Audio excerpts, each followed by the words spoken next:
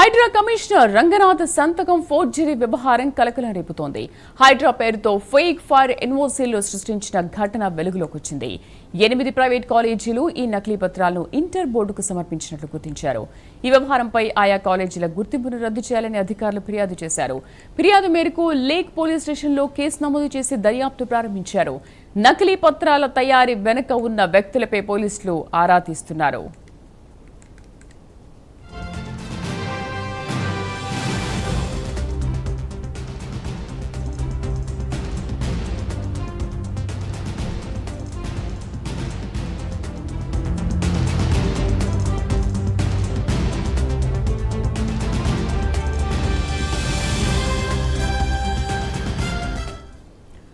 Hydraa commissioner Ranganath సంతకం forgery వ్యవహారం కలకలం రేపుతోంది. హైడ్రా పేరుతో ఫేక్ ఫైర్ ఎన్ఓసీలను సృష్టించిన ఘటన వెలుగులోకి వచ్చింది.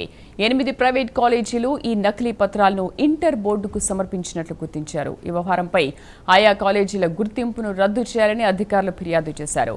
ఫిర్యాదు మేరకు లేక్ పోలీస్ స్టేషన్లో కేసు నమోదు చేసి దర్యాప్తు ప్రారంభించారు.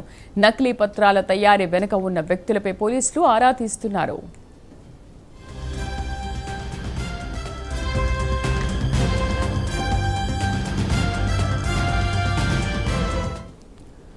మా కరెస్పాండెంట్ కుమార్ పూర్తి సమాచారం అందిస్తారు. కుమార్, అసలు కేసు వివరాలు ఏంటి? ఆ ఫోర్జరీ చేసిన వ్యక్తులు ఎవరు? దీనిపైన ఎటువంటి విచారణ జరుగుతోంది?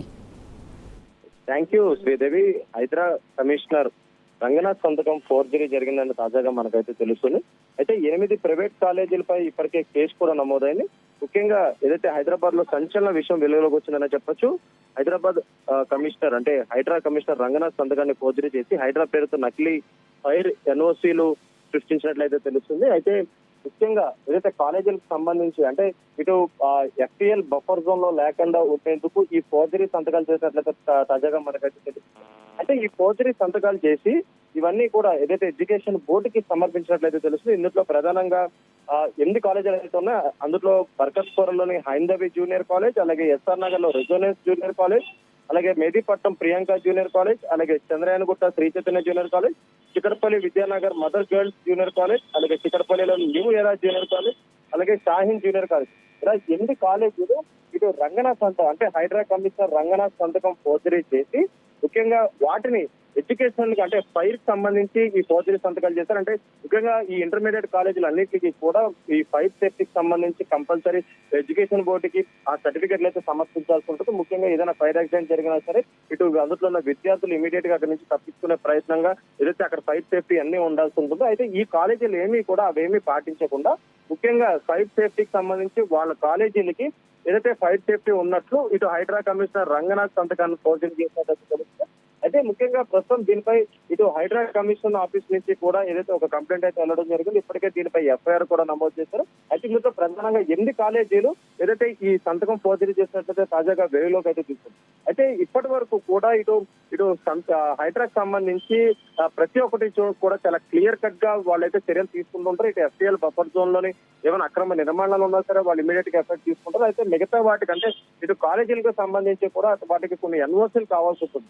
అయితే ఇటు ఫైర్ సేఫ్టీ కావచ్చు, లేదంటే మన బిల్డింగ్స్ కావచ్చు, లేదంటే దానికి ఉన్న ల్యాండ్ పర్మిషన్స్ కావచ్చు, దానికి ఉన్న పార్కింగ్ కావచ్చు కూడా ఎన్ఓసీలు కావాల్సి ఉంటుంది. ఇవన్నీ కూడా ఇటు ఇంటర్మీడియట్ బోర్డుకి సబ్మిట్ చేసిన తర్వాత ఆ కాలేజీలు అన్నింటికి కూడా ఏదైతే ముఖ్యంగా కోడ్ అలాట్ చేస్తారు. అయితే ఇప్పుడు 8 కాలేజీలు ఏవైతే ఉన్నాయో ఆ కాలేజీలన్నీ కూడా ఇటు ఫైర్ ఎన్ఓసీ సబ్మిట్ చేస్తే వాళ్ళకి కోడ్స్ అయితే వస్తుంటాయి.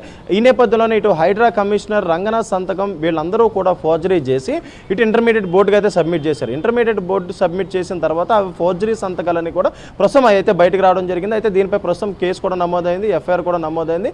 ఈ 8 కాలేజీలపై ఖచ్చితంగా చర్యలు తీసుకుంటామంటూ కూడా ఇప్పటికే పోలీసు వర్గాలు అయితే తెలియజేశాయి. కుమార్, అయితే దీనిపైన రంగనాథ్ ఏమైనా ఇంతవరకు స్పందించారా? ఏమైనా మాట్లాడారా దీని గురించి? శ్రీదేవి, అయితే ఇప్పటి వరకు కూడా దీనికి సంబంధించి ఇటు హైడ్రా కమిషనర్ రంగనాథ్ ఇంకా స్పందించలేదు.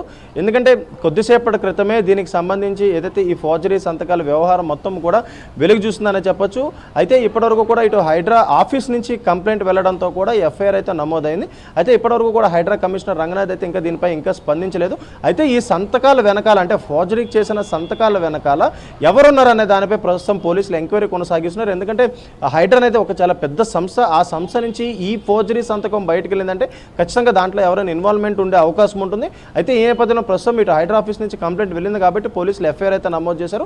ప్రస్తుతం దీనిపై ఎంక్వైరీ కొనసాగుతుంది. ఈ హైడ్రా కమిషనర్ రంగనాథ్ సంతకం ఫోర్జరీ చేసేందుకు ఎవరు సహకరించారు, అలాగే దానికి సంబంధించి ఈ 8 కాలేజీలు ఎవరు సంప్రదించారు, అంటే కేవలం ఈ 8 కాలేజీలే ఇటు ఫైర్ సేఫ్టీకి సంబంధించి హైడ్రా కమిషనర్ రంగనాథ్ సంతకం ఫోర్జరీ చేసి ఇటు ఇంటర్మీడియట్ బోర్డుకు సబ్మిట్ చేశారా లేదా మిగతా ఇంకా ఏమైనా ఉన్నాయనే దానిపై ప్రస్తుతం ఎంక్వైరీ అయితే కొనసాగుతుంది. Sindhu. Right Kumar, thank you.